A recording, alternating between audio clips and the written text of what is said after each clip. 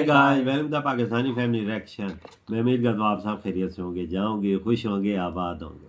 मेरा नाम है नदीम और मेरा नाम है वजाद। तो यार अगर आप लोगों ने इंस्टाग्राम पर अभी तक हमें फॉलो नहीं किया तो फॉलो कर लें, लिंक मिल जाएगा डिस्क्रिप्शन सेक्शन में।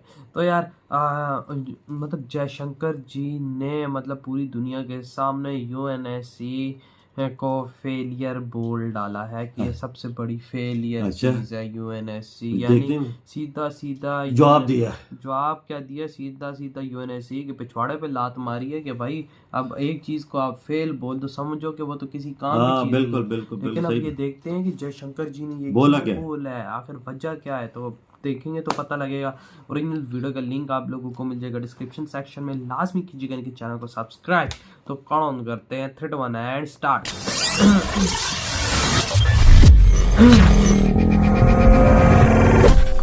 अबे तुम लोगों में से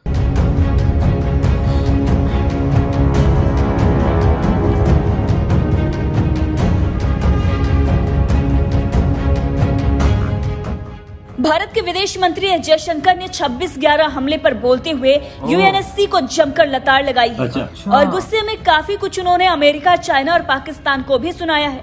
अब यहाँ पर ये बात समझनी होगी कि भारत ने इतना गुस्सा क्यों दिखाया, जिसके चपेट में पाकिस्तान तो रहा ही रहा, चाइना और अमेरिका भी आ गया। दरअसल आतंकवाद के मुद्दे पर जब भी भारत कार्रवाई करने की मांग करता है तो चीन अपनी वीटो पावर लगाकर उन आतंकियों को बचा लेता है जो पाकिस्तान में छिपे बैठे हुए हैं, और अमेरिका अपने फायदे के लिए उन्हें पाल पोष रहा है। दरअसल गुस्सा इस बात का भी है कि आतंक की खेती करने वाले पाकिस्तान को ग्रे लिस्ट से बाहर कर दिया गया है, और इससे भारत को बहुत बड़ा खतरा है, क्योंकि चीन अपने फायदे के लिए पाकिस्तान का इस्तेमाल करके भारत को नुकसान पहुंचाने में कोई कसर नहीं छोड़ेगा। भारत को आंतरिक मुद्दे में उलझाकर भारत के विकास की गति को रोकने के लिए ये सब कुछ किया गया है, और कहीं न कहीं दुनिया भर के देश इसमें शामिल हैं, और ये सारी बातें भारत को पता है। इसीलिए भारत के विदेश मंत्री एस जयशंकर ने किसी को नहीं छोड़ा और सबको लपेटे में लिया। साथ ही ये भी बताया कि बदला अभी बाकी है। एस जयशंकर ने आतंकियों को बचाने के लिए सीधे तौर पर अमेरिका पर निशाना साधा और बता दिया कि यूएनएससी पूरी तरीके से फेल रहा है। खबर पर आते हैं और विस्तार से बात करते हैं कि क्या कुछ कहा है विदेश मंत्री एस जयशंकर ने। दरअसल संयुक्त राष्ट्र सुरक्षा परिषद की आतंकवाद को लेकर मुंबई में एक बैठक हुई, और इस बैठक में विदेश मंत्री एस जयशंकर ने मुंबई हमलों का जिक्र करते हुए कहा कि ये वैश्विक संस्था कई मामलों में आतंकवादियों पर बैन लगाने में नाकाम रही है, क्योंकि राजनीति आड़े आ गई। यही नहीं, उन्होंने ये भी कहा कि आज भी मुंबई आतंकी हमले के सूत्रधारों को बचाया जा रहा है और उन्हें सजा नहीं मिल सकी है। एस जयशंकर ने किसी का नाम तो नहीं लिया, लेकिन उनका इशारा साफ तौर पर पाकिस्तान और यूएनएससी में चीन की ओर से वीटो के इस्तेमाल की ओर ही था। साथ ही अमेरिका पर भी उनका निशाना था। उनका साफ कहना था कि आतंकवाद को लेकर ये दोहरा रवैया, जिसके चलते ये सारी मुश्किलें आ रही हैं। मुंबई के होटल ताजमहल पैलेस में बैठक में एस जयशंकर ने मुंबई आतंकी हमले में शहीद हुए जवानों और आम नागरिकों को पहले तो श्रद्धांजलि दी, और उसके बाद उन्होंने जमकर अपनी भड़ास निकाली, जो कि चाइना और पाकिस्तान को चुभने वाला था और अमेरिका को आईना दिखाने वाला था। इस दौरान एस जयशंकर ने बयान देते हुए सुरक्षा परिषद के सदस्यों से कहा कि मुंबई पर हुआ हमला सीधे तौर पर अंतर्राष्ट्रीय समुदाय पर ही अटैक था। इस हमले से पहले कुछ देशों के नागरिकों की पहचान की गई थी और उन्हें ही मौत के घाट उतारा गया। अब इस तरह से संयुक्त राष्ट्र सुरक्षा परिषद के हर सदस्य को एक तरह से आतंकवाद ने चुनौती दी। एस जयशंकर ने आगे भी कहा कि इस हमले में भारतीय पुलिस बलों के 18 जवान शहीद हुए थे। इसके अलावा ताज होटल के 12 स्टाफ मेंबर्स की जान चली गई थी। सुरक्षा कर्मी भी अपनी ड्यूटी करते हुए शहीद हुए थे।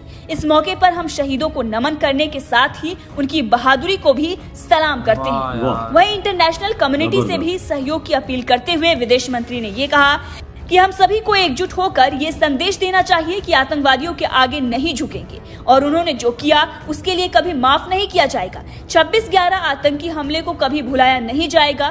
पीड़ितों के साथ न्याय होगा, बदला अभी बाकी है।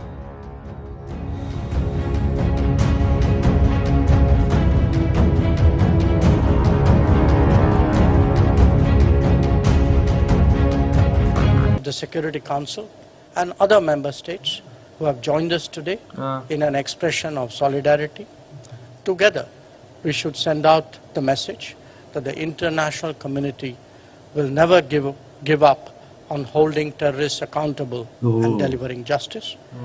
26/11 will never ever be forgotten.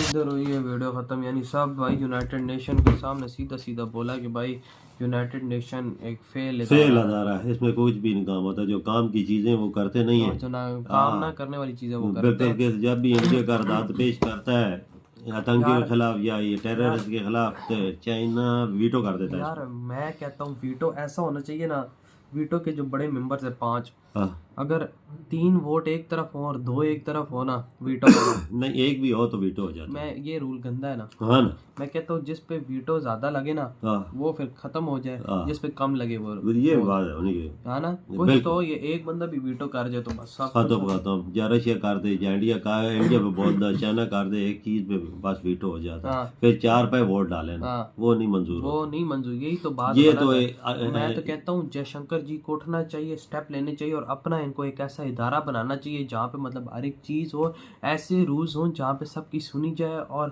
ये एक इंडिया के लिए बहुत बड़ा स्टेप होगा। ये देखे ना, जयशंकर साहब ने साफ बोल दिया है कि ये फेल अदारा है, इस पे कोई काम होता नहीं है। सीधा अमेरिका के मुंह पे बोला। सीधा बताऊंगा कि यूएनएससी का पिछवाड़ा सामने किया उन्होंने, और ये लात मारी उन्होंने। यूनाइटेड नेशन में से बात करना, ऐसा जवाब देना मुंह पे, हर बंदे की बस की मुल्क की बात नहीं होती, कंट्री की बात नहीं होती, सिर्फ इंडिया ही कर सकता है और कोई देश नहीं कर सकता।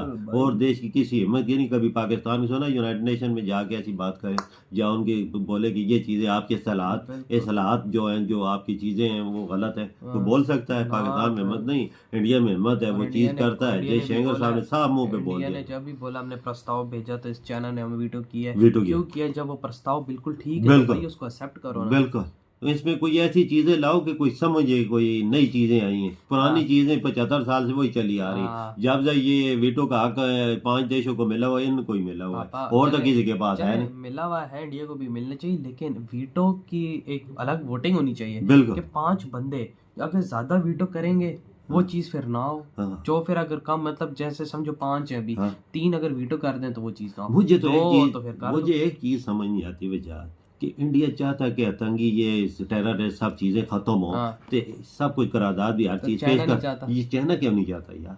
चाइना को भी चाहिए कि इस चीज की हमायत करे ना, जो इंडिया चीज पेश करता है उसकी हमायत करे। चाइना को भी फायदा है ना।